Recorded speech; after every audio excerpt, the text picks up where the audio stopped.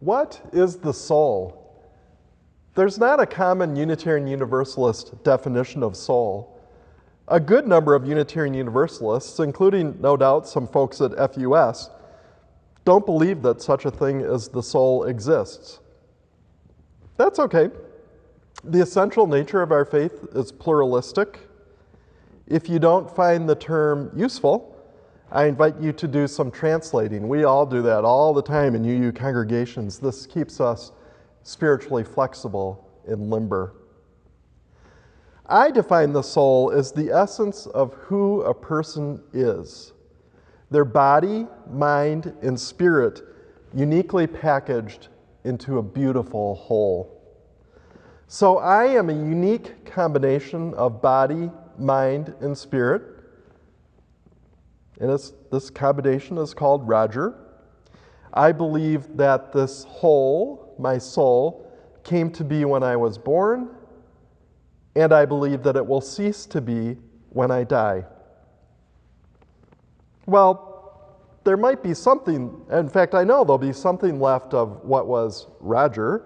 At the least, my body will return to the planet, the solar system, the universe from which the elements of my body emerged.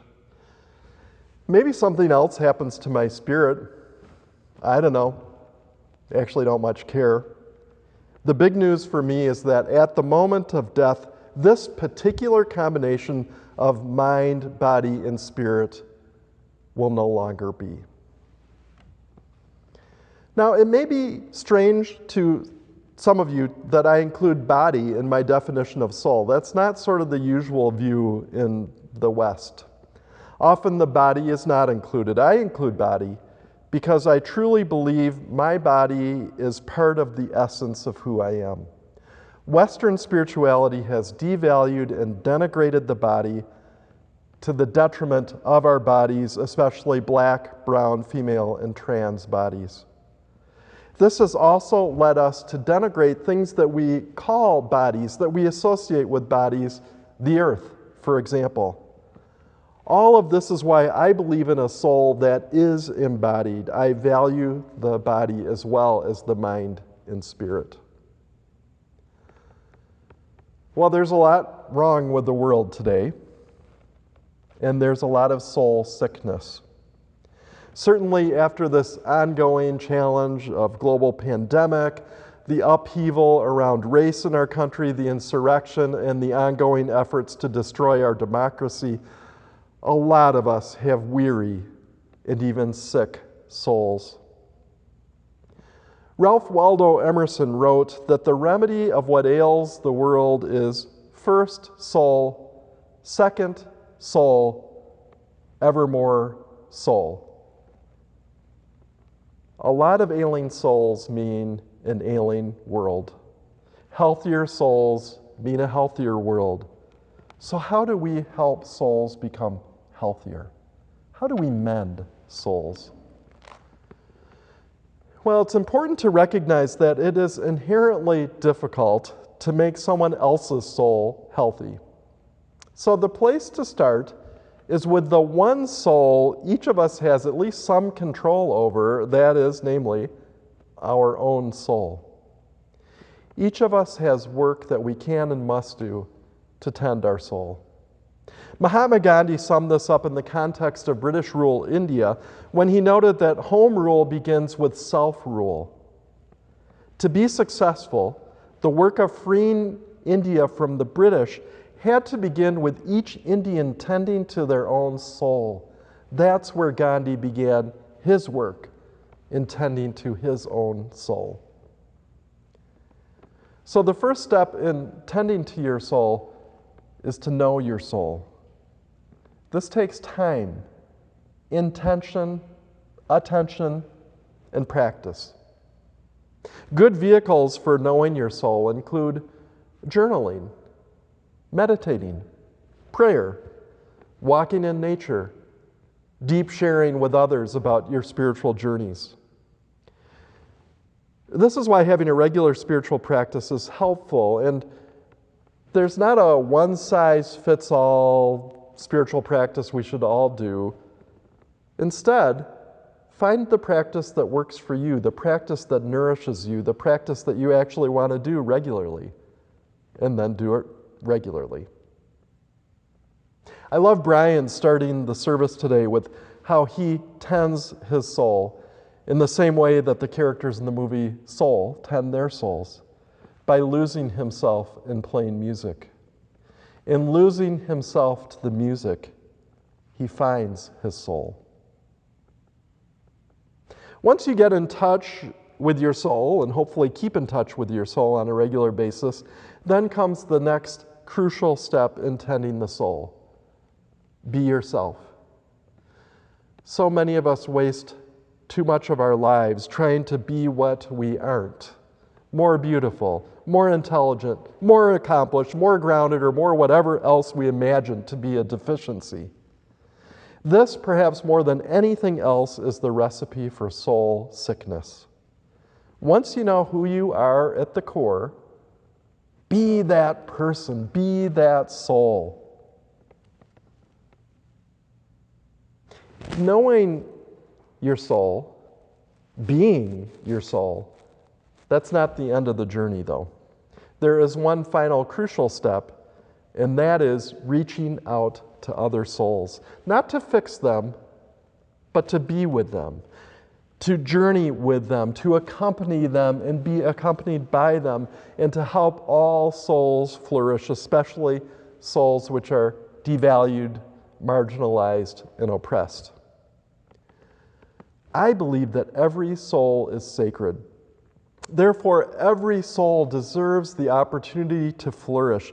Every soul has a basic right to food, shelter, healthcare, education, equality, and love. Every soul deserves to be treated with dignity and to have the soul's inherent beauty recognized and celebrated and loved. Effective action to build a better world can only begin with tending our own souls. But that tending of our own soul is not the whole point.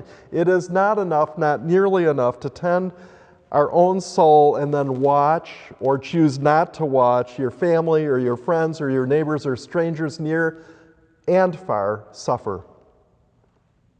Reaching out to other souls in need and building a better world, a fairer world, is integral to the spiritual journey. A healthy and grounded soul helps enable us to do this work of justice. Emerson and many of our other transcendentalist spiritual ancestors like Margaret Fuller had a lot of wise things to say about the soul. There is a balance between the individual and the community in transcendentalism that often gets overlooked when the spiritual journey is misinterpreted to be only about the individual. This often happens especially when people misinterpret Emerson's idea of self-reliance. Part of the rap against Emerson and other transcendentalists is that they tended to hang out on the sidelines discussing and ruminating rather than rolling up their sleeves to do the work of justice. There is, for example, this great story about a Mrs. Brackett, a Bostonian abolitionist, who told Emerson to his face in 1841 that she would rather hear that a friend died than became a transcendentalist.